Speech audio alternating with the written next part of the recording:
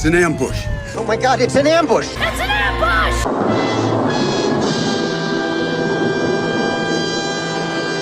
Of course! Good evening, everyone, and welcome to a completely unplanned, no structured, well, maybe not completely no structured, but otherwise impromptu ambush stream here on a Sunday evening, President's Day Eve. I am unkempt, in my effective pajamas, a little messy, but otherwise here for the sake of being here. Let me get all of my streamer doodads going on here. There we go. I got my little chibi scribe, or 8-bit scribe up there in the top corner, just because, why not? But here I am, rock you like a hurricane. I got at least one thing I want to talk about, and I'll spoil the surprise. A short TEDx to watch, because why not? Just for the hell of it. Tack Alpaca, good evening. Suzanne Ella Richard, good evening. Velvetina, good evening. Let's see who else is here. Otho May, good evening to you. I took an arrow to the knee for a good sit. Cheer, everyone. It's a Skyrim reference, amongst other things. I haven't been to a live stream in years. In years! I pre-apologize for your disappointment. Kiro Soldier, good evening. Ilan the Spoonie, good evening. Are you a relative of Spoonie the Rebel, by any chance? Or just another version of Spoonie the Rebel? Or do you not know about Spoonie the Rebel? Maybe you guys are sworn enemies of different Spoonie clans, and there can be only one. I don't know. Shady Grin, good evening. Who else is here? K Shoal, hello. And also Kirsten Shoal over on the X Machine. Yes, I am simulcasting on X, so if you happen to have an X account, and you see this on there, please do retweet it out, as it were. Okie Native, good evening. Okay, where are the President's Day hookers and blow? Ask Bill Gates. He would know. Who else is here? Mr. E, good evening. And no relation, came from an old D&D character I made. Oh, well. You know, between Mike R and the R clan and Spoonie the Rebel and the Spoonie clans, there's just so many different people with similar tastes. So, what was the first thing I want to talk about? Oh, I'm watching a TV show. I watch a lot of streaming series. You guys may remember my friend Leonora from the Interview with the Vampire series I did a couple of years ago, where we read the books and then did little book reports. And she's been on TEDx a couple of times. Well, on occasion, she and I, at distance, we're doing it like remotely, will tune into the same show on our various computers and just sort of sync them up and watch them at the same time and go through them. And right now we're watching a show called Task. Have you heard of Task? It's an HBO Max thing. Mark Ruffalo, the Incredible Hulk, and a guy whose name I forget, but he was in Ozark, and he's a really great actor. A lot of streaming shows frustrate me. If I feel like my intelligence is being insulted or my time is being wasted, I get frustrated. When a show asks me to be immersed into a quasi-realistic setting and circumstances, and then completely unrealistic things happen, I get annoyed. When a show asks me to spend my time paying attention to certain subplots, and then those subplots have no payoff, I get irritated. And this show is one of those shows. It's not the worst I've ever seen, because I've seen some pretty bad ones. But the plot contrivances and weaknesses are so glaring that for whatever else good the show is, it completely destroys my enthusiasm for it. What am I talking about? Well, let me tell you. Let me tell you a story about a man named Jed. Poor mountaineer, barely kept his family fed. Except in this case, the man named Jed is Mark Ruffalo's character, who's the head of a task force. Hence the name. The show is kind of structured, there's no way of avoiding it. It's sort of like Heat, the Robert De Niro movie from years and years and years ago, where you have sort of you're profiling the cop and you're also profiling in tandem the criminal, and there's sort of parallel circumstances and stuff as they sort of, one's hunting the other one and the one's trying to get away and so on. That kind of thing. Whereas the De Niro character in Heat could be seen as quasi-empathetic, that the guy had sort of a code of honor-ish, even though he's doing bad things, he sort of had, you know, he had an ethical, you know, moral code. Our character in this one is just an idiot, and he does terrible things and makes ridiculous choices, and there's no empathy to be had for him, as far as I'm concerned. And so trying to parallel the lives and the family lives and stressors of these two characters, Mark Ruffalo's character is 100% sympathetic.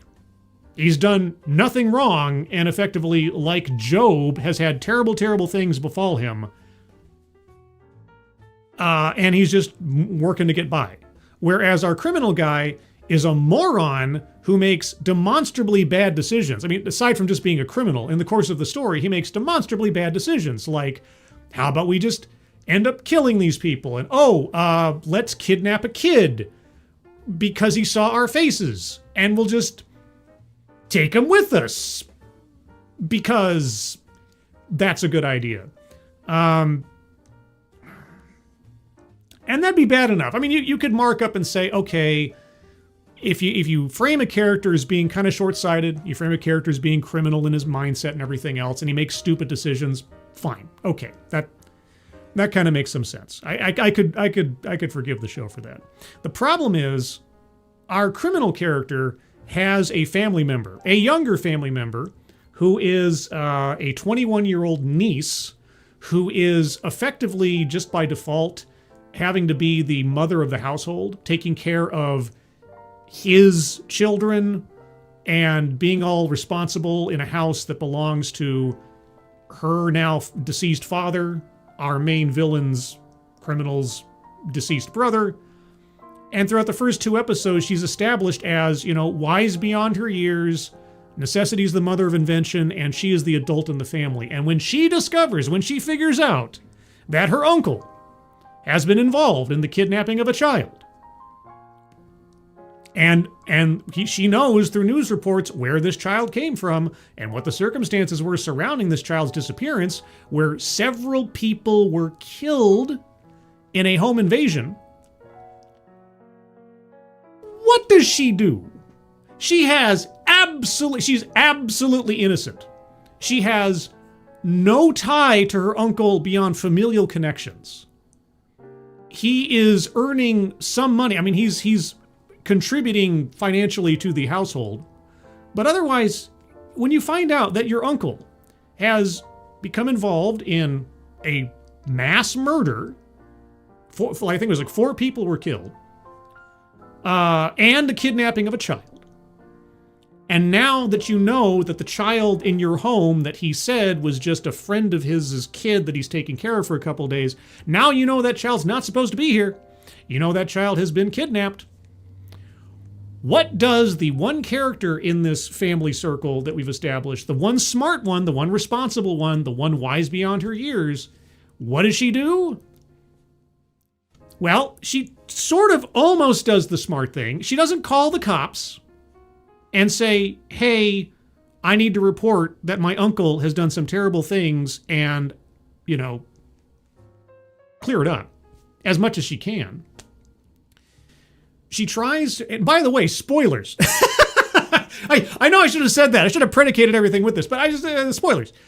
So what does she do? Well, she thinks, okay, I'm just going to take sweet little Billy here, or Sam, or whatever his kid's name is, and I'm just going to drop him off at a department store and then drive away and make an anonymous call to the cops. Hey, I think I saw the kid that's missing in this department store.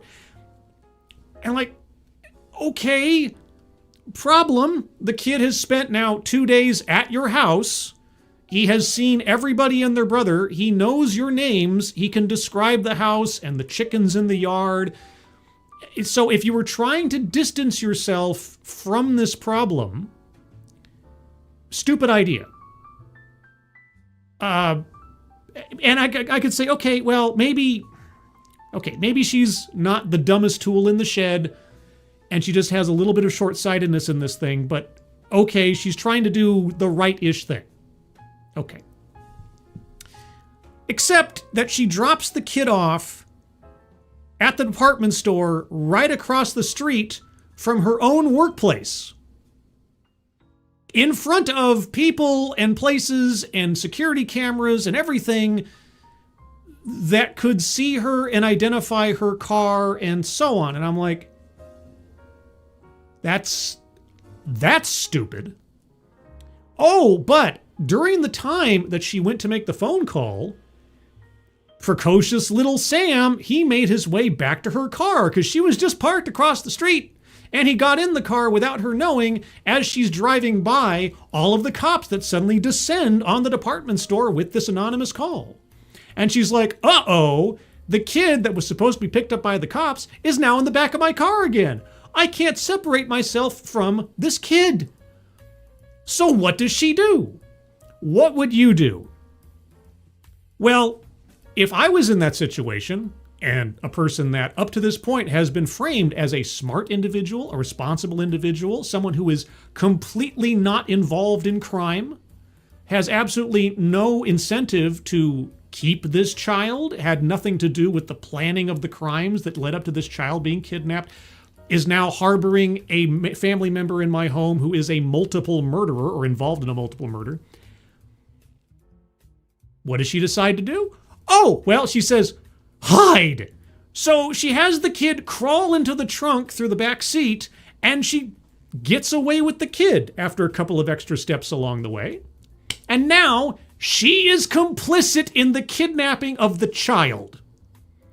Whereas she could have just stopped, fessed up to the cops, and ended everything right there. On top of this, she knows the child belonged to a member of a violent biker gang.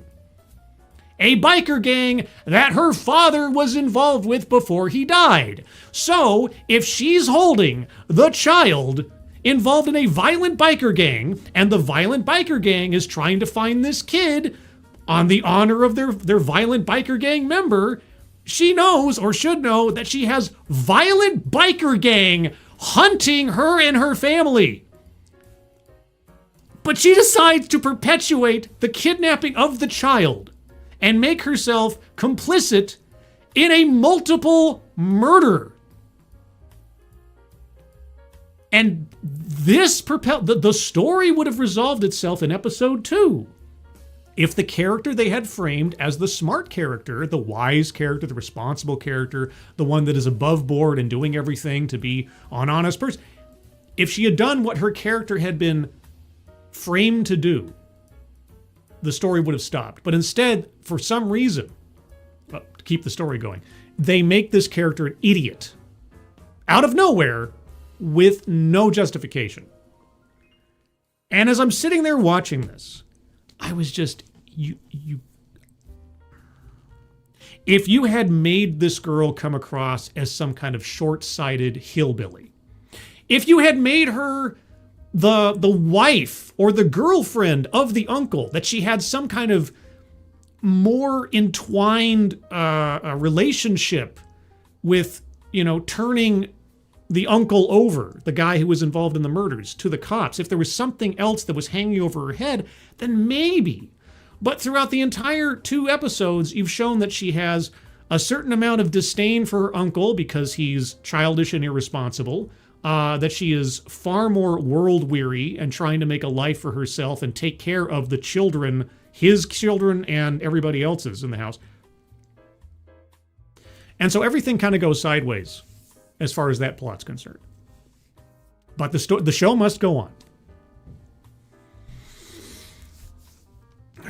So then, in a completely separate situation, a task force is created to find... Well, the task force was created to find these, because it was a series of home invasions. The most recent one just ended up in a multiple murder. It just happened to happen right after the task force was formed. And one of the members of this task force is a bubbly, kind of airhead, kind of all over the place FBI agent nickname Snickerdoodle. And so I'm supposed to believe that this task force is made up of one veteran FBI guy, Mark Ruffalo, and 3 other sort of junior FBI agents. They've all graduated from Quantico, I suppose. They all have law enforcement backgrounds and so on.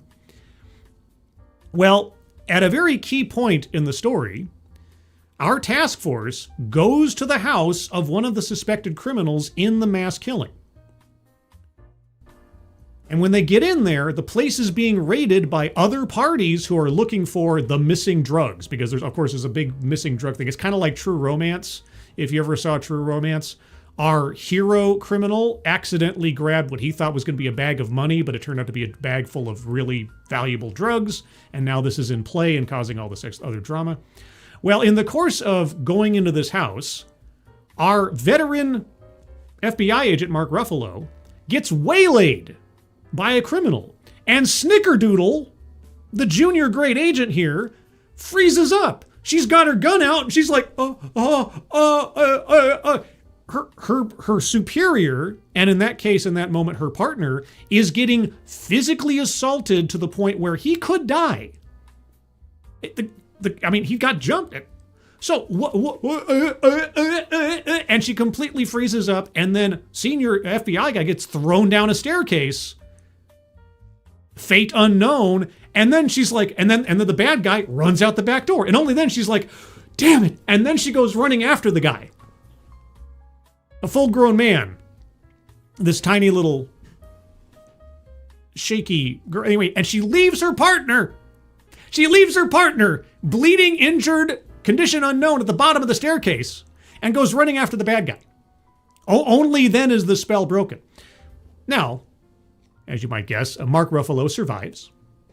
Snickerdoodle eventually does capture the guy after a foot chase that...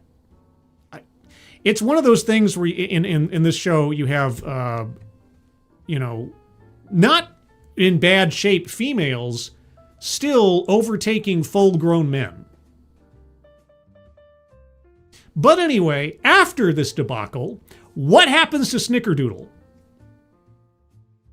After she freezes up, fails to aid her partner, lets him get assaulted and just stands there and does nothing, and then leaves him behind, condition unknown, to go running off after the bad guy, what happens to her?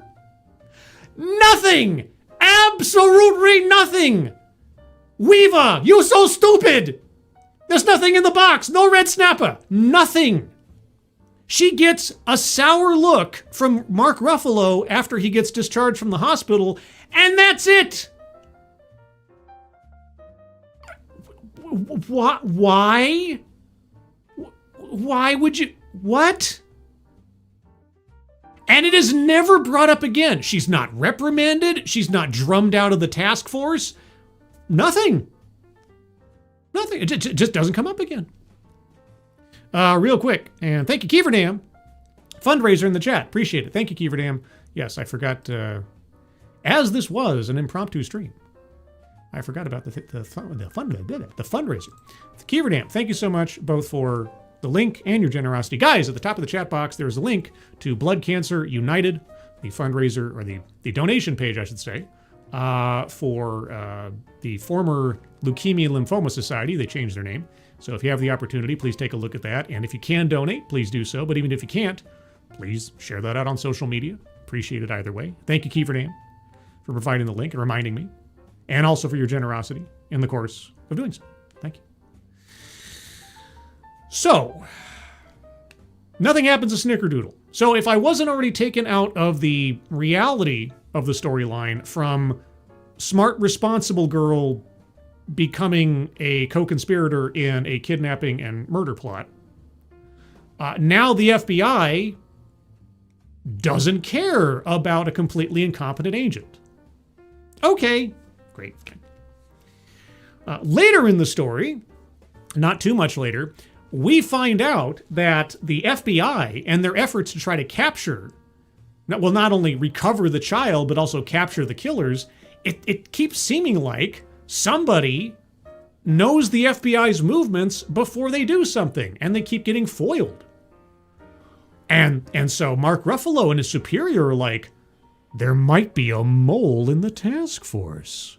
Oh my God. So, what do you do if you suspect that there is a spy within a federal law enforcement task force who is tipping off murderous criminals? Well, obviously you do nothing. Obviously you do nothing. You don't pull everybody out of the task force and replace them and re-vet them for possible connections to anybody involved in the case. No. You just let things keep going. You just keep the same people on the task force as you're chasing down kidnappers and murderers that apparently are getting inside information from federal law enforcement. Obviously, that's what you do. That's what this show does to keep the story going, to keep the big twist. Who's the traitor? And they have all these red herring moments between the different agents that they make a secretive phone call, or they give a meaningful look as the camera cuts to a different scene kind of thing. Ooh, is it them? Is it her? Is it he?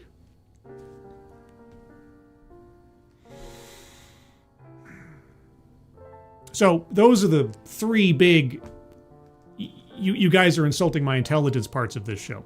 But here's maybe the worst part. Maybe the worst part. You ever hear the writing sort of caveat called Chekhov's gun?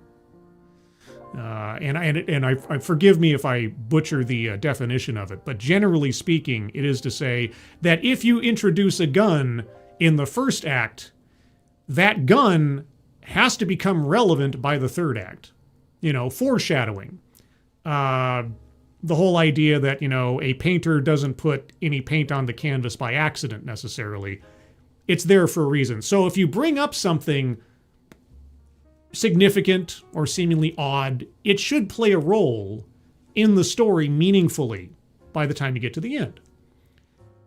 I would like, and I'm sure I'm not the first one to come up with this, but I'd like to propose Chekhov's subplot. If the subplot that you have shoehorned into my time watching your show has absolutely nothing to do with the narrative that I'm actually paying attention to, cut it. Again, this is kind of like Heat, where they spend a lot of time establishing the cop and his social situation and his family situation and his dramas and such, as well as the criminals.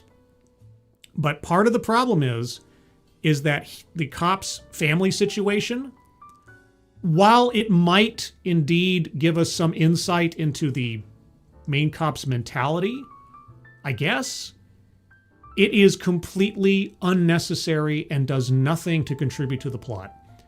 Our cop, his wife had died a year prior. How did she die? His adopted son, because years ago, he and his wife adopted 2 kids from, I think it was supposed to be the Philippines. I can't remember. But anyway, they have one biological daughter, and they adopted 2 kids, a brother and a sister. And so that brother and sister were their kids for the last 15 years or something. But the brother killed the mom, right? Adopted son killed adopted mother. And now adopted son is in jail waiting for his trial or sentencing or something. Adoptive sister is all heartbroken because, her adoptive mom is dead and her brother's in prison. Biological sister is all ticked off because, well, her mother was killed by somebody that her family took in and they trusted and everything. And so there's this whole drama going on in the family. And oh my gosh. And maybe if the show was called Adopted Betrayal or something, this would be meaningful. In the course of the actual story, it is completely unnecessary, has nothing to do with anything, and does not intersect in any way. And so, but we're still required in the middle of the actual action to cut to the 2 sisters having drama with each other, just to remind us that storyline is happening in the background. And it takes you out of the momentum of the story. It completely disrupts your ability to keep track of what's going on and who's doing what, because there's a lot of moving pieces to this story. And I'm just like, why are we here? Why am I spending time with this completely unnecessary subplot? It's filler. It's absolute filler. And the drama between the two sisters and the cop's family drama with the kid that killed the mother and wife, it explains why this cop is being pulled out of sort of administrative leave to come onto this task force. It gives us some insight into his mentality. Other than that, you could have had him lose his wife to cancer and have no kids whatsoever, and it would still make sense. But instead, here we are. We're up to we just finished the penultimate episode of the series. I can't wait to find out how it ends. But yeah, it's just one of those things where it's like, you can't, I just try to imagine what the writer's room was like for some of this, where they tried to logic this out. Like, okay, why would this character do this thing? Why are we spending time on this thing? And this is the best they came up with. At some point, I want to, if I can, I want to like just gripe to Script Doctor. Just ask, why does this happen? Explain to me how stuff like this gets through the vetting process in the writer's room. Right? You have all this high-minded stuff going on and all this like, big production value, and you got these big stars in your show, and you're trying to be all meaningful and deep and philosophical, and yet they introduce absolute brain-breaking nonsense and filler plots. Why? Tell me why. Anyway, Darth Mando, this sounds like AI-written slop script. I would not be surprised. And these days, who knows? Right? I mean, but at the same time, it's like, well, you guys are putting the product out there. This is your best foot forward. Elon the Spoonie, this show reminds me of a retired DEA agent I used to work with that had to be fired for dangerous incompetence, so I guess task is true to life. I mean, if they had established that the supervising FBI agent, who is played by Martha Plimpton, if you remember the glasses girl from Goonies, that's who's in charge. If they had established her as some kind of like reckless, incompetent, or hand-wavy over problems kind of person, then maybe. But we don't even get like even a quasi-official reprimand for Snickerdoodle for completely failing her partner and putting everybody in danger. Nothing. I swear. All we get is one moment of interaction after the guy's released from the hospital where he gives Snickerdoodle a sort of weary look. And it is never mentioned again. And in fact, in that same episode, like immediately after that utter failure, fireable offense, her co-worker in the task force takes her out to a bar for a drink, and he's like telling her how awesome she is. What? And he wasn't doing it ironically or something. He was like, yeah, like they just had some big win or something. Like, anyway, so that's part one of this ambush stream. I just like about an hour before I started this, I watched that episode. And when I watch these stories, I mean, I think of myself, I know, I might be pumping myself up here, but I think of myself as your most ideal viewer for a TV show, because I pay attention. I pay attention to things, And if I find myself not paying attention to things, it's because you're not relaying the information clearly, or it's boring, or it drags, because when I put my time and my effort into something, I want to get something out of it. I always go into these things. It's like the TEDx Talks.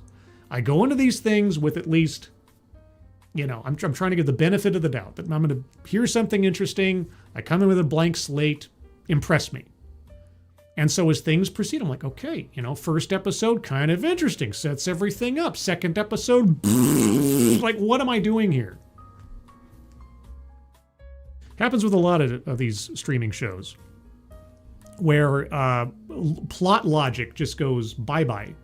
And for no other reason than to keep the story going, because if people acted in the way that you would expect based on how they framed the characters, either in their attitude or their profession, then the story would be over with. And if I'm in the writing room and I find myself in that situation, right, you try to logic it out and you hit a brick wall. What do you do? How do you come around? Isn't that what the whole writing creative process is supposed to be? You try to find a complication, or you try to backtrack and add something. There was a really good example of this in the original 28 Days Later.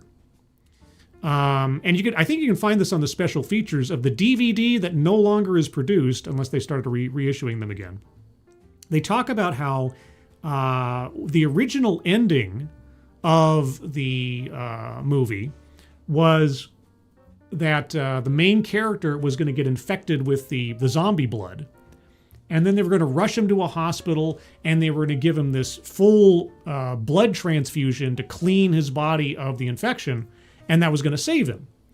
And then they talk about on the special features, they talk about, wait a second, we got that far in the writing process, and then we suddenly realized, wait, we've just shown earlier in the story that one single drop of this blood falling into a guy's eye infects him hopelessly. There's no way that you're going to be able to clean his blood of all the infection if one drop of blood is enough to immediately spread over his entire body. And so they had to go back and rewrite the entire ending with this new and established bit of lore that they knew they couldn't go around. They didn't go back and try to rewrite the entire film to make it easy to fix. No, they were like, oh, we wrote ourselves into a corner. We have to change the ending entirely. And that's what I imagine in my, sort of idealistic mind. If you're in the writing room and you're writing a script, going through the story, and somebody spots a demonstrably unavoidable contradiction or plot hole that you have to stop and reassess. I had something similar happen to me about a year and a half ago. I was working on a writing project, and I based part of the storyline around the movements of the moon. Like, how many times does a full moon land on the winter solstice? How often does that happen? And I did some obviously not good enough research to figure out how frequently that happens. And so I based part of my entire plot line around the idea that the new moon, the new moon falls on the winter solstice, exactly on that day.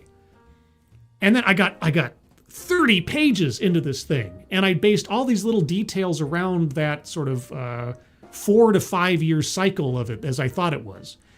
And then, after writing 30 pages worth of story, I found out, much to my chagrin, no, it's not nearly that predictable, and it happens maybe once every 33 or 6 years or something.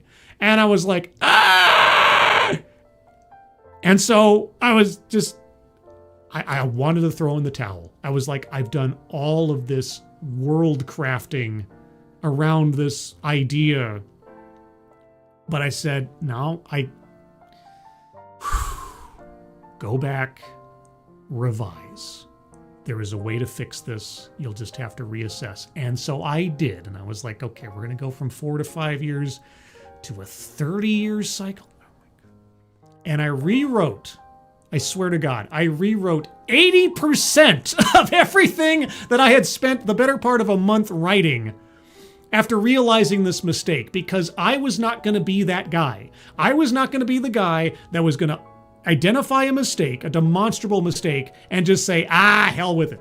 No, I wasn't going to be like these TV shows. And so I did the mind-bending labor of having to reconfigure everything around a decade's span of these events rather than in every 4 to 5 years or something. I even found, I doubled down on this. I found a index that actually told you exactly the dates that event actually happened over the course of the last like 200 years or something, so that I would know if I was going to have an event happen at that particular, conflux of lunar cycle, that I had the exact date. I wasn't going to mess around anymore. No, I want the exact date of these things. These things can be calculated, and I found it.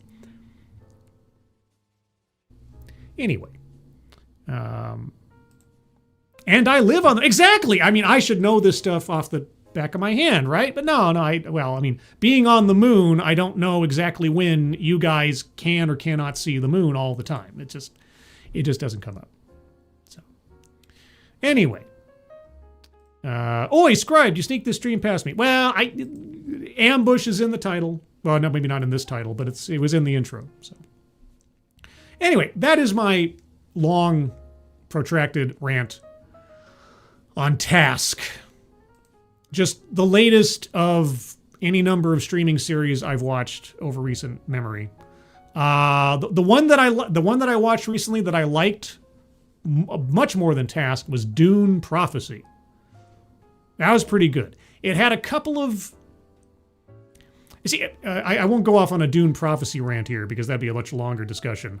There is a not unjustified reflex in me after the last 6 or 7 years of DEI and woke programming that when a series stars a strong, independent woman that don't need no man, I get a little wary. However, Dune Prophecy has the benefit of the fact that women and even, cloistered female cults in the Dune universe are pre-established. So if you can get past that initial reaction and remember, no, this is actually established canon, it's easier to go through. The politicking is pretty good. The drama is pretty good. The actors and actresses they got are good. The actresses they got to play the younger versions of the main characters, almost perfect. Save for the eye color in one young actress versus her older counterpart. I don't know why they didn't use contacts or something. This was pointed out to me, and I was like, yeah, that's a good point. Other than that, really good series. Doesn't conflict with any of the movies because it takes place 10,000 years in the past. So, sort of the ideal of what they should have done with Star Wars. Do an Old Republic show or movie where you don't have to worry about sticking to all the modern canon. But anyway, so yeah, Dune Prophecy was pretty good. Anyway, that's not why you're here. Why are you here? Why am I here? I don't know. But I did because I was bored. I looked through my library of TEDx Talks as a supplemental to my rant about Task to find one that is not a full-fledged, like 15, 20-minute TEDx Talk, but more like an 8-minute TEDx Talk. And so that's what this is going to be. In fact, let me put up I have so many different overlays now that I've become a total and complete streamer. There we go. There's the TEDx overlay. So what is this one? I know the title, right? Oh, yes. Be a kind woman, not a nice woman. Be a kind woman, not a nice woman.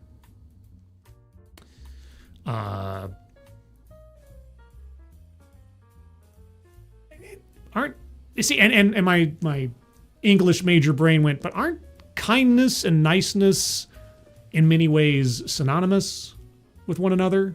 So how can you be one and not by default also be the other?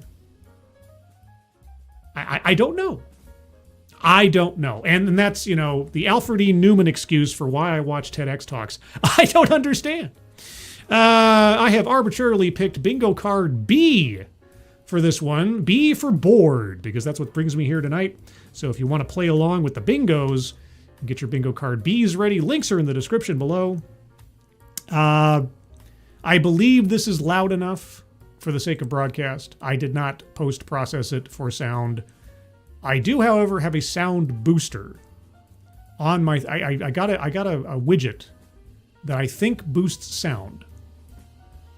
So what I'm going to do is I'm going to play it as is. I'm going to turn off the background music for a minute here. I'm going to play it as is. Yeah, I think it's loud enough. If it's not loud enough, I'm going to try the sound booster and see if that works.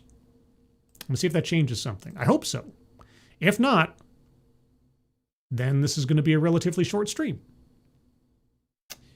So, with that being said, get your bingo card B's ready. I'll get mine ready up here. There you go. And with that, yes, be a kind woman, not a nice woman. Here we go. La la la la la la la. La la la la la la la la. I hope this music isn't copyrighted. Samamish women worthy. Worthy. I am worthy. Of what?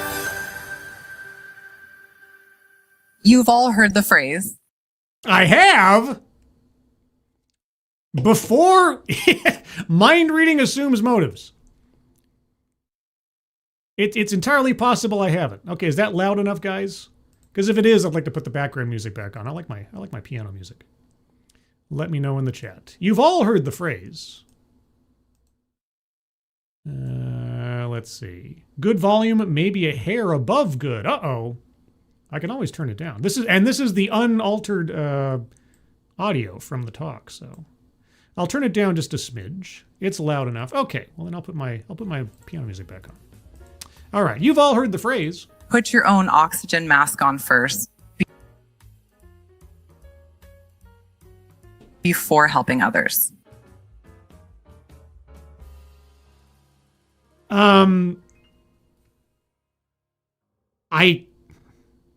I may have heard that before. Admittedly, I don't fly on planes all that often in the course of my life, so yeah, anyway, mind reading assumes motives. Circled that one on the card. For the sake of argument, let's say that I have. Sure. Now, I want you to be honest with me. I am nothing but honest. I always tell the truth. If you were sitting on a plane next to mom, best friend, grandpa, and they were panicking in an emergency, do you really think you'd be able to do that? Yes. Was that a test? Do I get a cookie or something? No. Oh, okay. Roll credits. Honestly, me either. Okay. But that's why we're here today. That's why we're here today? The problem is that most of us were raised and conditioned to be nice women, not kind women.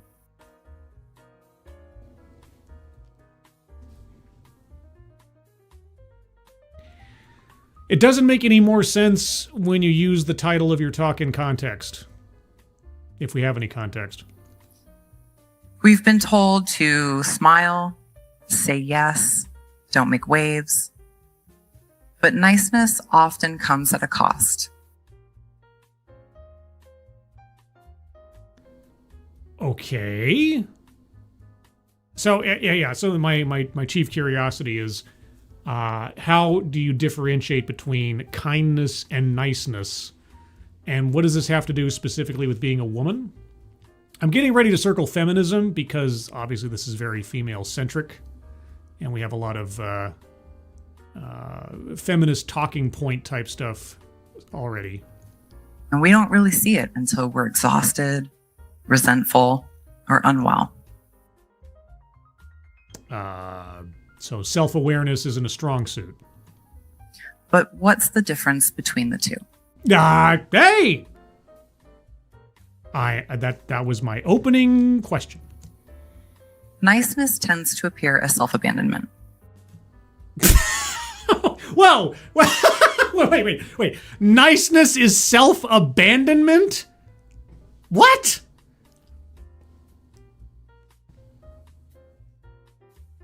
Okay.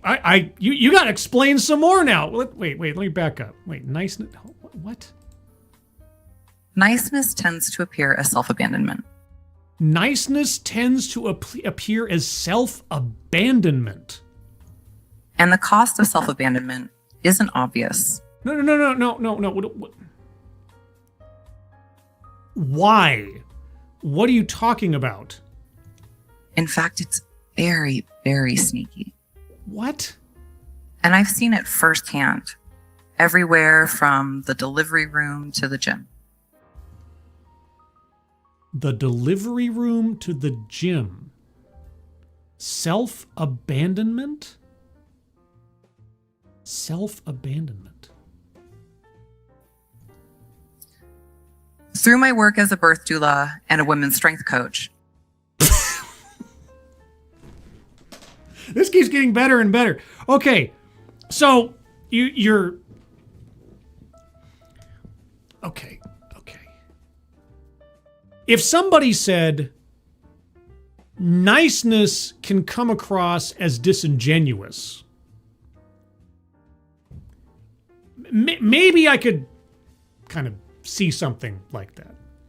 But self-abandonment. I'm just trying to...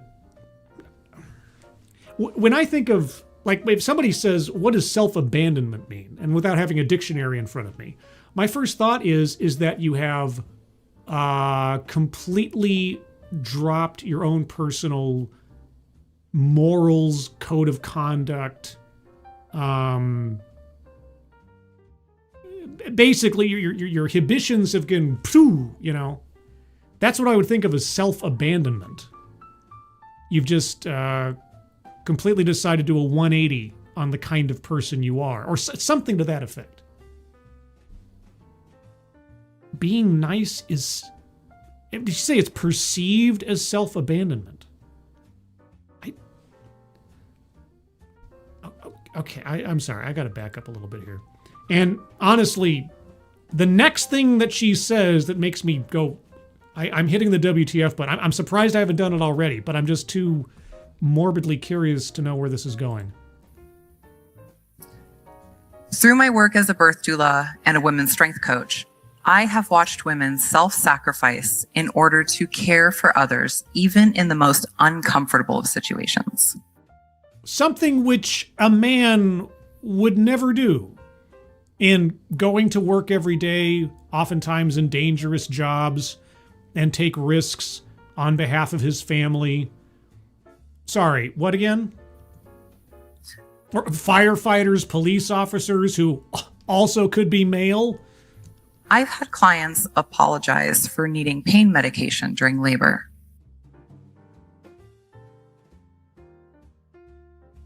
I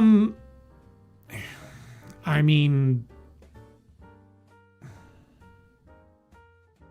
I admit I felt a little bit of little self-defeated when I finally gave in to getting antidepressants for my anxiety problems years ago. You know, because it feels like a little bit like you've let yourself down in some way, or you're not tough enough to take it, or what, you know, that kind of thing. So yeah, maybe I could understand that. Let's just sit with that for a minute. I am. I think I can empathize. Or even going all day without eating a meal. The occasional fasting isn't necessarily bad for you. It depends on your outlook, I guess. Because they were too exhausted after taking care of their family. What? Okay. Yeah. Okay. Well, for what has come previously, and because here we are. What the fuck are you talking about? What the fuck is this? What the fuck is this? Right? In addition to circling the card, I'm going to circle feminism, collectivize his own demographic. Let's see.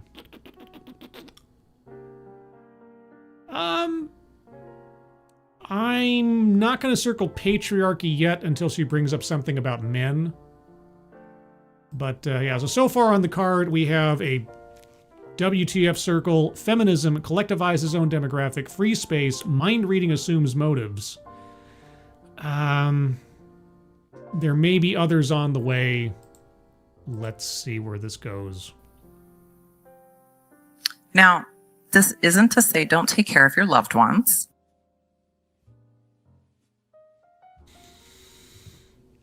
But Not what I'm saying. Or it's either but or however. But what I am saying, I'm not saying neglect your loved ones for your own self-sufficiency or something. Also, being nice is about self-abandonment. And apologizing for needing pain medication when you're in pain is something that is beyond belief. loved ones, not what I'm saying. But what I am saying is that you matter too. I do? Oh, thank you. I didn't know. Oh, wait, I'm not a woman. Sorry. You're talking specifically to the girls in the room, which I think is everybody in the room. Oh, wait, no, there's that. Oh, there's a guy. Okay, we got one guy, two guy, three guy. Three guys that I can see in the shot. Oh, sorry, four guys. There's Baldy in the back there. Okay. Sorry. And it's not just emotional. It's also biological. What is? Mattering? Nearly 2/3 of Americans diagnosed and living with Alzheimer's disease and dementia are women.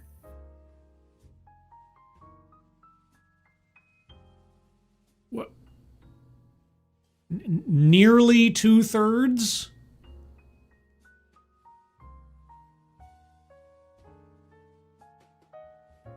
And when you look closer, a pattern emerges.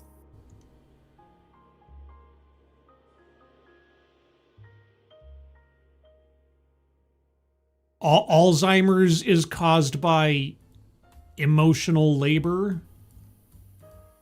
Chronic stress, lack of quality rest are linked to higher rates of autoimmune disease, clinical depression, anxiety, and heart disease. And obviously, none of these things affect men. Which is the leading cause of death in women worldwide. I thought we were talking about Alzheimer's.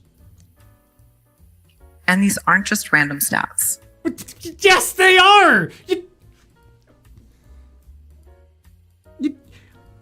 You said 2/3 of people in America with Alzheimer's are women, and then you immediately jump to heart disease being the leading cause of death in women.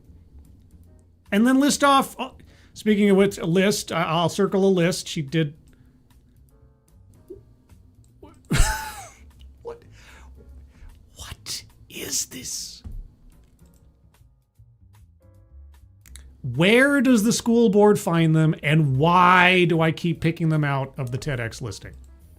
They're the slow motion cost of years saying yes to everyone else and no to ourselves.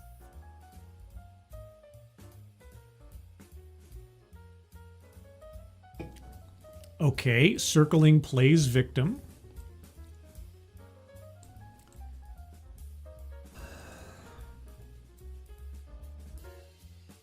I'm going to give it a minute. But if she doesn't circle back around to the Alzheimer's thing, weightless example is getting circled. Research and science have shown.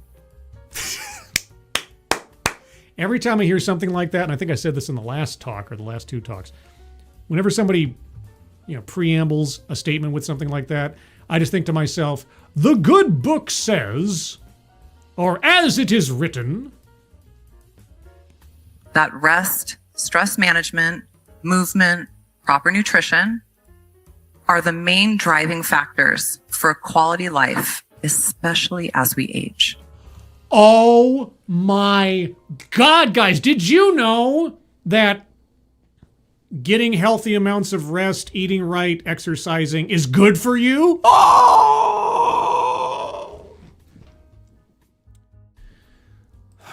Benevolent condescension, circling that one. Yeah. Okay.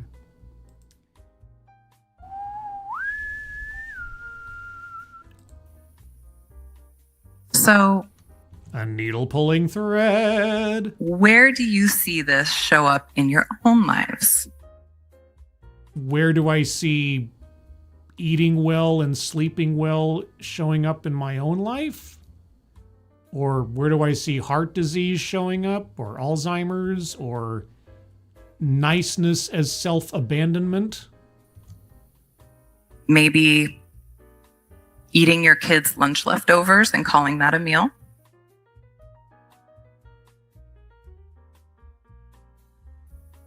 Where my mom's at, because I know you've all done it.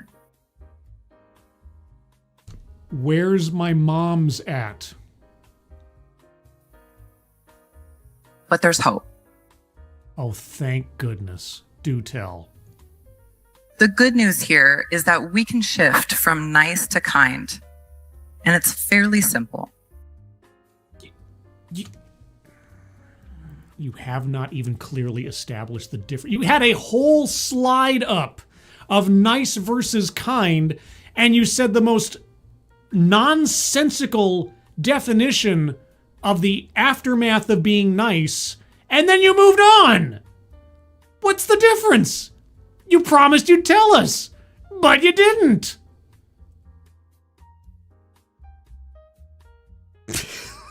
What am I? Through boundaries, Boundaries. learning that no can actually be one of the kindest words you speak. Sure, because women have no ability to say no, as we know. Chicago Mike, thank you so much. Is it me? It is you. It's you, Chicago Mike. Oh, is it me, or is she the worst motivational speaker ever? Also, to answer your question about school board, I don't know. Where's the green slime? You got it. You got it. Yes. I don't know.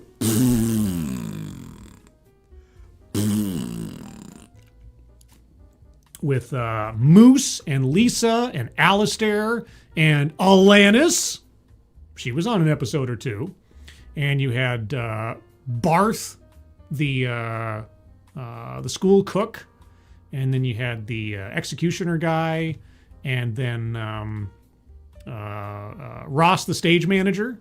And what were some of the other characters? Oh, the lady who played the mom with like the dishwashing gloves on all the time and the curly red wig.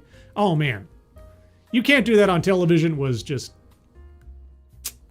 man, the 80s and the 90s were great. Best time to be a kid. Last best time to be a kid as far as I'm concerned, but I might be a little biased. Anyway, thank you, Chicago Mike. Through strengths. Strength. And I'm not talking about the strength you find in the gym. I didn't think that you were.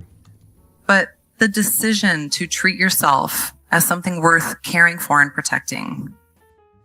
Okay, so all women have exceedingly terrible self-image issues, self-esteem issues, and have little to no ability to advocate for themselves or be assertive.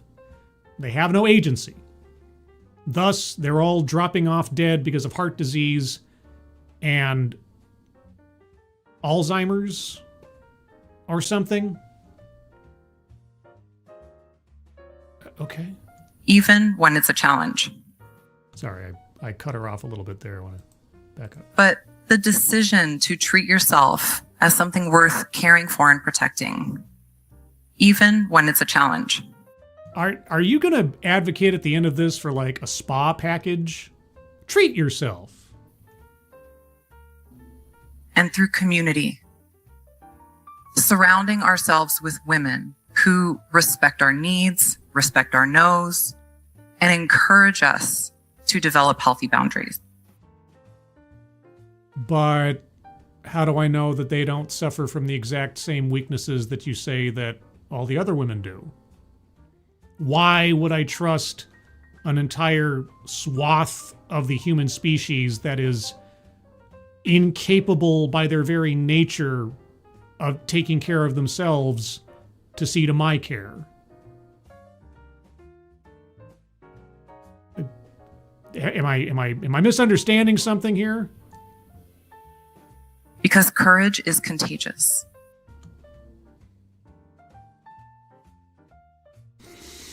Especially in conversations. Is Glenn Singleton far behind? This is something I want you to remember. I want you to remember. Oh. Anybody know what that's from? Name the song, the band, and the album, and I'll be impressed. The relationship that you have with yourself sets the tone for every other relationship in your life. Oh my God.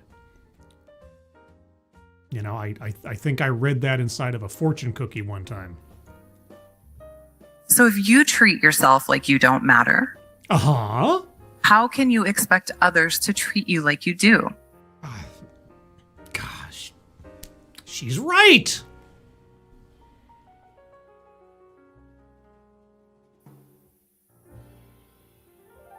I'm going to share a little story with you. Oh, thank God. I love stories. There was a point a few years ago. I was coming out of an awful relationship. Okay. Who was the bad guy in this relationship? I was burnt out from doing too much at work. Okay. I was saying yes when I wanted to say no. That sounds like a you problem. I was overcommitting. That sounds like a you problem. Overgiving. I'm seeing a pattern forming here. And I never let myself really rest. As the song lyric says, your pain is self-chosen. Because I felt guilty. And one day, I found myself on my therapist's couch. As you do. I was crying. I was confused. And I felt completely drained. Okay, I'm hearing a lot of I's in here. Like I was on a hamster wheel. I was constantly going, but not really ever getting anything done. I can empathize. Strangely enough, I can empathize. And Nancy, we love Nancy, by the way. Nancy? Reagan? She looked at me and she said, Courtney, you have to learn to be a kind woman, not a nice woman. And I said, WTF does that mean? And then by extension, I'm asking, WTF does that mean? Use the word no.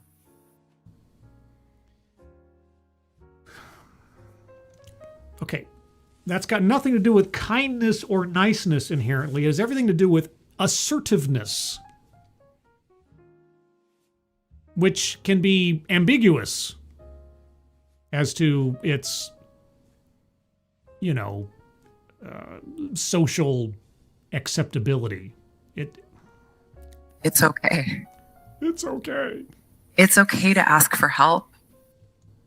Yes. It's not selfish to take rest. It depends on the circumstances. And that was my light bulb moment.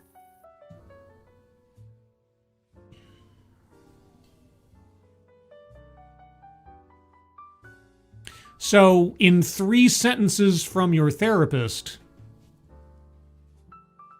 the light bulb went off. The most boilerplate Hallmark card self-improvement advice that you were paying who knows how much per hour to receive. That was your light bulb moment. I mean, different strokes. From there, this whole idea took off. I started implementing it into my own life. Implementing what? Assertiveness? Oh, great. Good. What? What happened to this terrible relationship?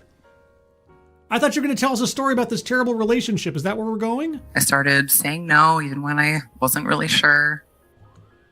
Okay. I started creating boundaries, even when it was uncomfortable. Okay. I started telling my friends, started writing about it, teaching it to my clients. Teaching standing up for yourself. Okay. And now I'm up here sharing it with you. Oh my God. I feel so fortunate. I'm so grateful for this stunning insight into a better life. And the more I shared, the more I saw lives begin to change. Oh my God. Because this one seemingly small thing creates a ripple effect. Oh, yeah.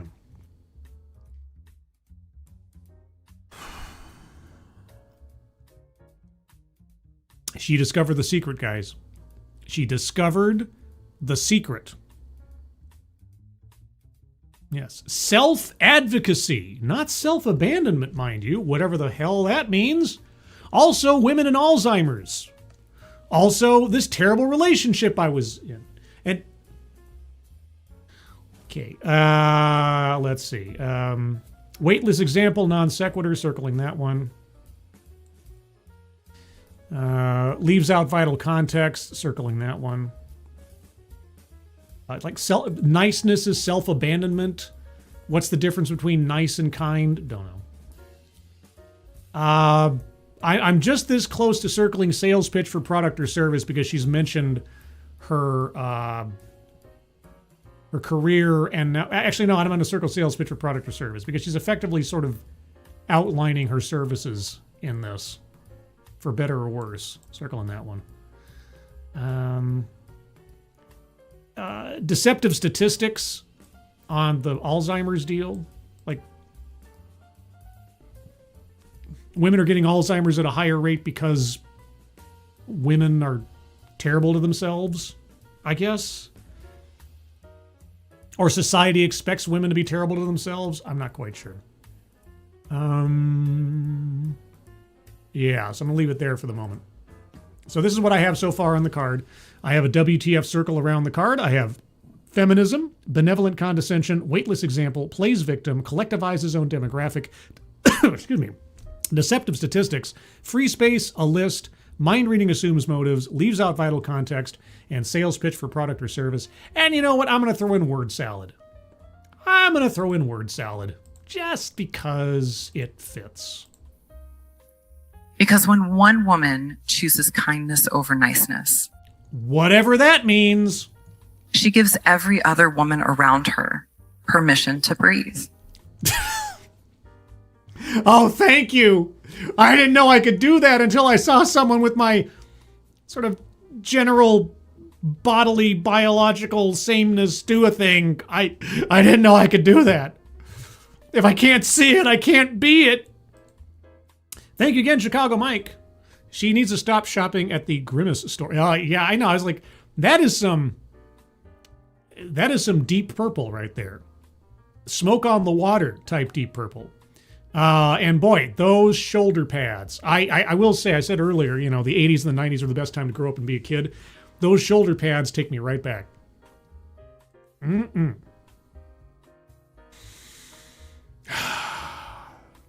You know, if I'm not, someone correct me if I'm wrong, but wasn't purple like the royal color of the Roman emperor or whatever?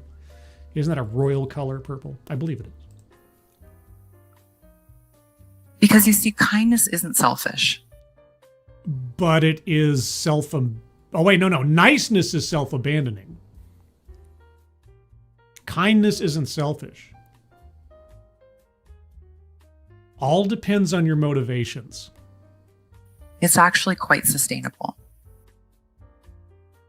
What?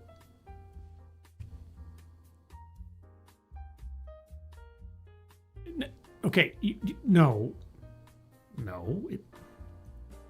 You don't draw a contrast between two completely unrelated ideas: selfishness and sustainability.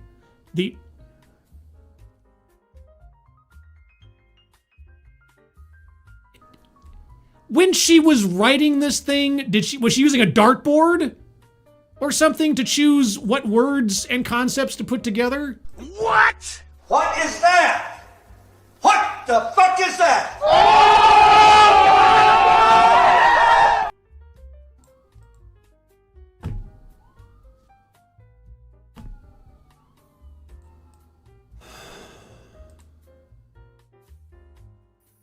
Prioritizing your health, your needs, your boundaries allows you to show up fully and sustainably for the people that you love so much.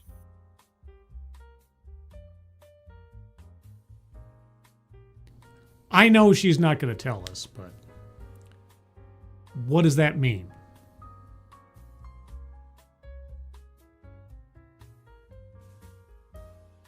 Well, what does that mean? Frontier psychiatry.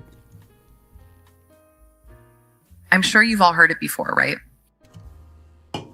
That's how you started out this talk, and I hadn't heard that before, or at least not to some regularity that it completely clicked in my mind. But do tell me, what did I hear? What else have I heard before? You can't pour from an empty cup. I mean, maybe I've heard that before, but it's not exactly bottom basement regular sayings. Maybe you can't squeeze water from a stone? So I want to take you back to that oxygen mask in the plane. Oh, right. My invitation today is simple. Oh. Be a kind woman, not a nice woman. Which you still have not explained the differential there. And tonight, when you leave here and you go home and you feel that tug to say yes when you really want to say no. Uh-huh. That tug. Yeah. Uh-huh. Pause. Pause. Kindness is like your oxygen mask. It protects your mind, your body, your future. What are you talking about? And it's the only way you can keep pouring into the ones you love.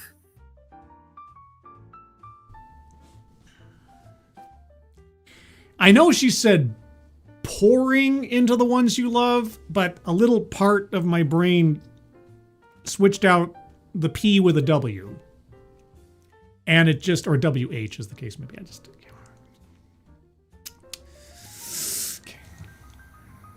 Because when we choose kindness, whatever that is compared to niceness, we don't just save ourselves. We save the world. We save each other. Oh, okay. Thank you.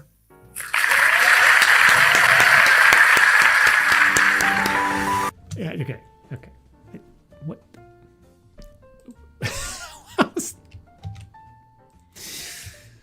I never expect much from TEDx Talks, but man, sometimes they even astound me. Okay, well, I'm going to go over this one more time by myself. If you have arguments for squares to be circled, hold on to them. I'll get to you momentarily. Marginalization.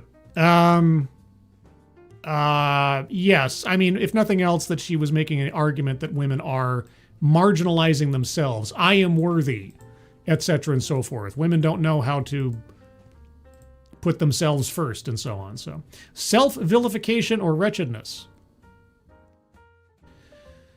Yes, in her long descriptive litany of factors that were going on during her terrible relationship, which she never told us about. Yes. Contradicts own point, fails to make argument. Boy, howdy. I don't feel convinced about anything. Let's see. Microaggressions or unconscious bias.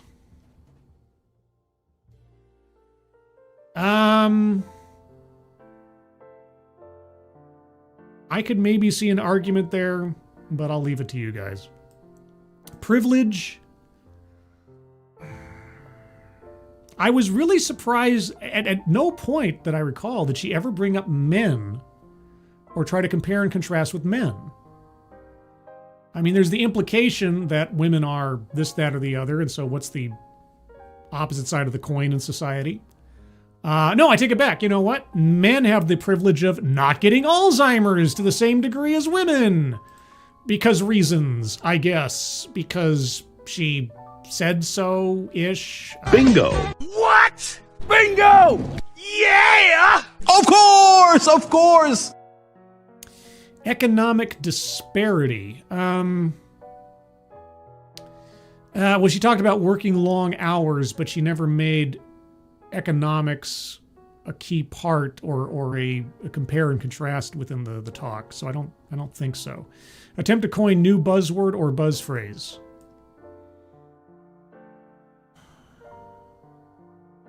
Well, I mean, the whole title of the talk is a new buzzword, buzz phrase. Women, don't be nice, be kind.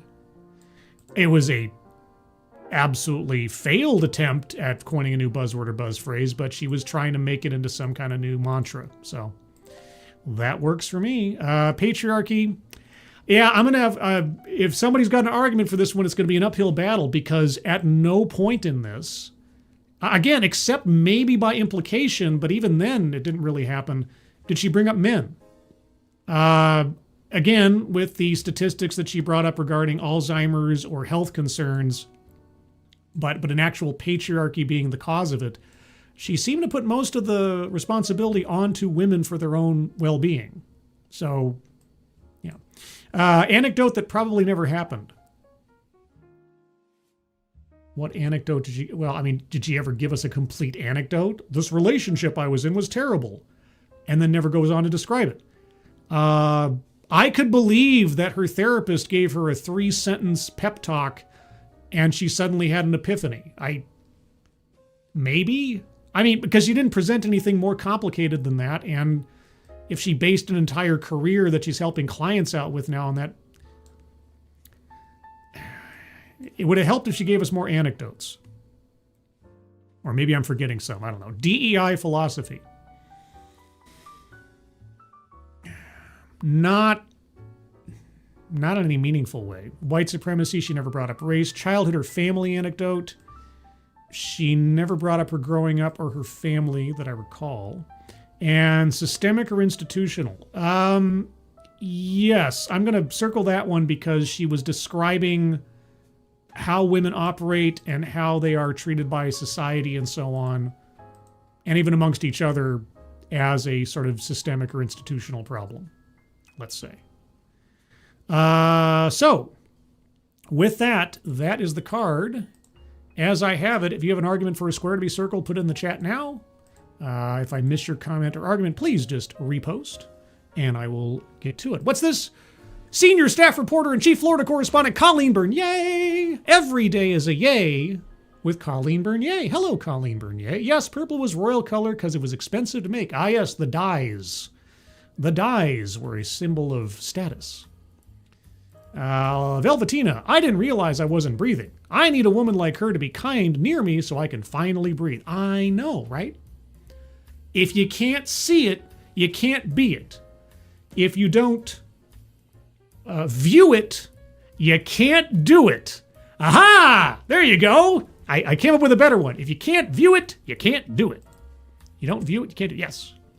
Even I'm better than that. Pop Culture Minefield, stopping by to say hi and smashing the like button. Hey, it's Geary. Or maybe one of the other team, because it's just Pop Culture Minefield. Could be anybody. But I'm gonna believe it's Geary until I'm corrected otherwise. Hey, Geary. Yeah, guys, if you don't know about Pop Culture Minefield, it is a bunch of nerds that talk about nerd stuff, mostly movies and things and stuff. I'm giving a summary example, but go check out Pop Culture Minefield on the YouTube.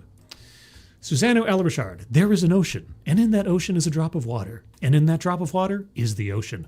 Profound words to think upon, but they don't actually mean anything. Deep Thoughts by Jack Handy.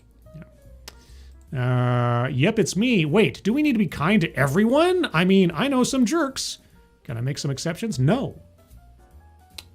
Do you want to continue breathing? Do you want the other people around you to continue breathing, especially those of your same gender? It's the only way to keep the oxygen flowing. Be kind all the time. All the time.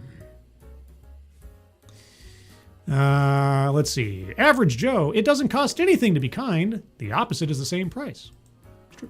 Although, I mean, if you're just mean for the sake of being mean, it could cost you friends or associates or something. I don't know. Darth Mando subscribes like, seriously, take her whole speech and rethink about her stories and know her past job was a porn star named Allison Tyler. Okay, first and foremost, that was not Allison Tyler. How do I know that? You know how I know that. But funny all the same. Let's see. Susanna L. Richard, I don't think there was any real value from that talk. You know, I could put that at the header of the entire TED Excellence series. Beyond understanding how she models the world around her, which is out of line with reality. I mean, it's in line with her reality, I guess. Velvetina, unconscious bias. People expecting women to do more without realizing it.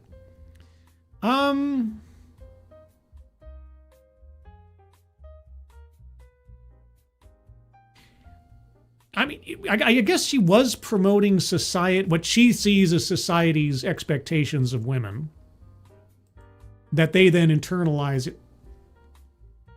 Okay. All right. Yeah, no. Yeah. I'll give you that one. Yeah. Yeah. Fair enough. Fair enough. And as we Bingo. What? Of course! our second bingo. Any other arguments? Let's see. Miss you on Midnight's Edge in the morning, Scribe. See you later. Bye, Z3PO. Yep, just a matter of time slot is the only reason there. It falls in that sweet spot now that is in the middle of my workday, so it's unfortunate that. But you know, if things change for me, I mean, hopefully not too much in the sense like I don't have to work at all because I lose my job or something. But you know, anyway. Anybody else? Allison Tyler's name is Courtney Marie Butt.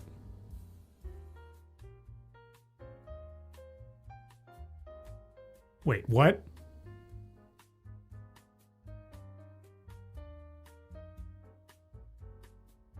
That is that okay? I didn't think I was joking a minute ago. That's Allison Tyler? Wait, Allison Tyler is now a female life coach? Wait, what? Hold on.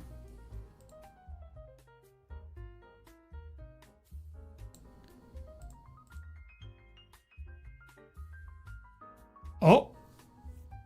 Oh. Oh. You're right.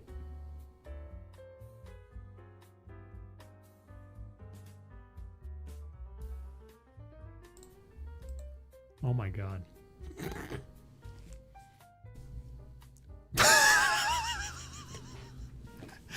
I had no idea.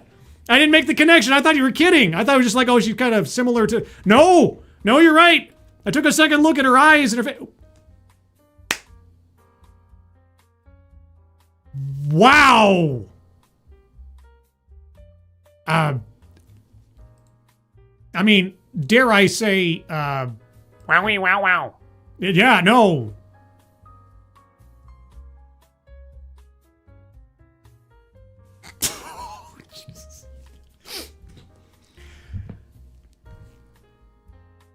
Okay. I don't think that reframes anything in particular except mind blown.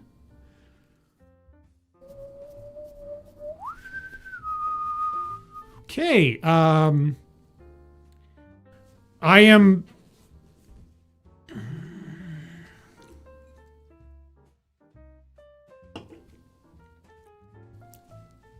As I've effectively already confessed, I am at least tangentially familiar with some of the work of Allison Tyler, and now I am further familiar with her current career path.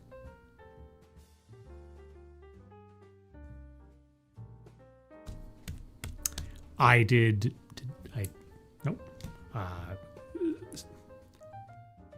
was about to say, I didn't see that coming. And I said it anyway, knowing what...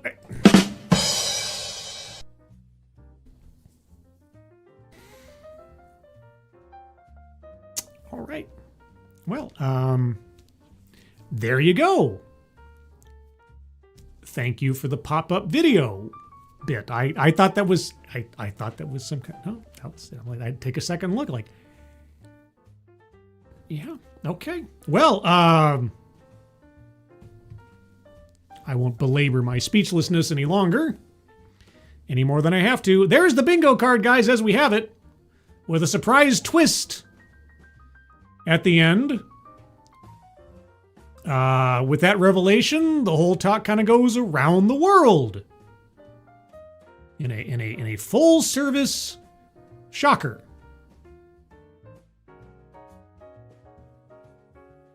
Anyway, anything else, guys? Oh man, Colleen Bernier reframed a lot of her statements into double meaning porn jokes. I mean, if I had known that ahead of time, yeah, I guess then if I look through her talk now with a different lens, but still, it was still a very poorly constructed talk in a lot of ways. Susanna Ellersard, some of them are highly educated, some even have doctorates. However, I have doubts with her being as such. I know nothing about her other than what was on display today. Yeah, I mean, people in the, they're just people. They run the gamut from otherwise professionals and educated to just, regular people have a high school degree or high school diploma and they get into the business. So they, it's all over the place. I just hadn't.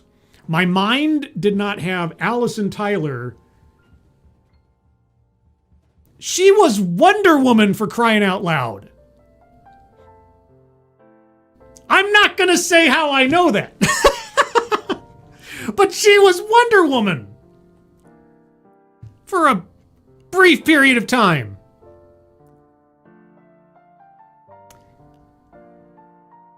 Anyway. The Consuming Instinct by Dr. Gadsad is worth a read, by the way. And yes, he has interviewed stars in his YouTube. I could believe it too. Her talking to clients is very much anecdotes. But she never gave us a specific talk to... she never described a specific interaction with a client. She just talked about this is what she says to her clients. And the question is then, is it an anecdote that I think never happened? She didn't give us enough information for me to make that assessment. So she did little talking about... Yeah, but again, I would have needed something more, dare I say, substance...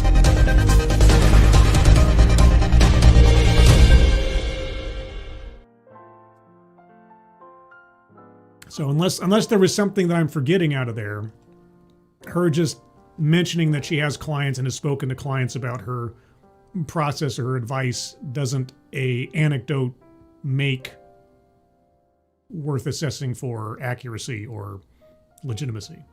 So there you go. But 2 bingos, a couple other squares there. As always, guys, if you're watching this in the future and you have an argument for a square to be circled after the fact, you can always leave a comment. Or, for as long as we're still over there, because things may be changing at Discord in the near future that make it untenable. But at least for now, until, say, I think it's March or something, when they finally change all of their access policies or whatever. If you'd like to join the Discord server, there is a link.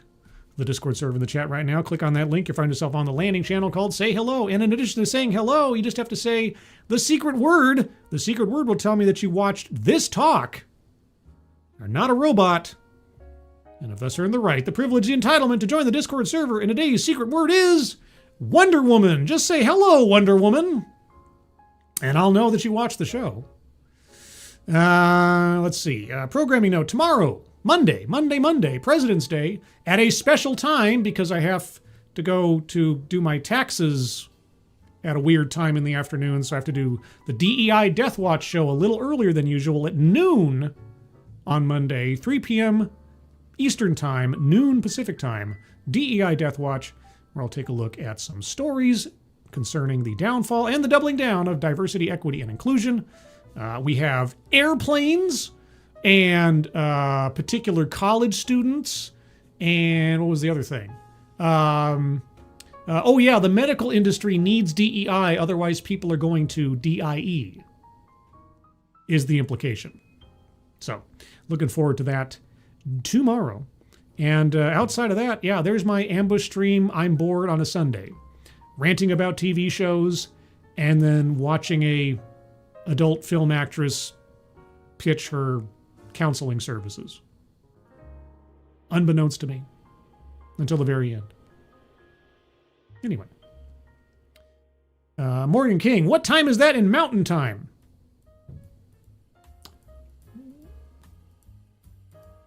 $2 p.m. Mountain? No, wait.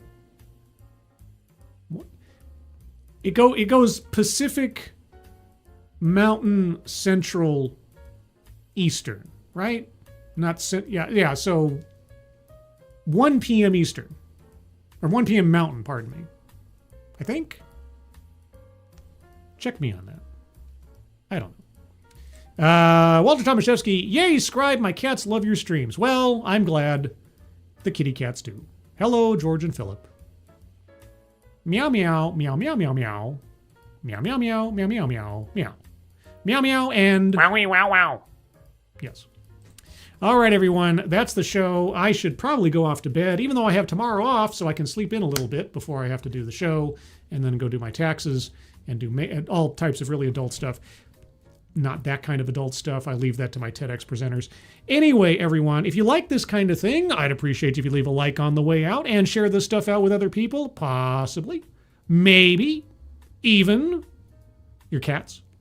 And as well, if there's a content creator out there that you happen to appreciate, whether it's me or anybody else, and especially if they're a smaller channel, it is always very appreciated if you share our stuff out. And especially in my case, if you do so, if you tag me on Twitter, that little Twitter thing down there, and I can see that you've shared my stuff out, I will thank you personally because I really do appreciate it when you take the effort to promote my stuff on my behalf. Everyone, hope you enjoy the rest of your Sunday evening. Hope you're all having a good weekend so far. Moderators, thank you for keeping an eye on things, even though everyone here is so well behaved, you have very little to do. Everybody who donated either to myself or to the donation link at the top of the chat box to Blood Cancer United, thank you guys so much for your generosity. Very much appreciate it. Elsewise, everyone, hope you're all safe and well. If you're not well, please get well soon, and I will see you on the next one. Take care. Bye-bye.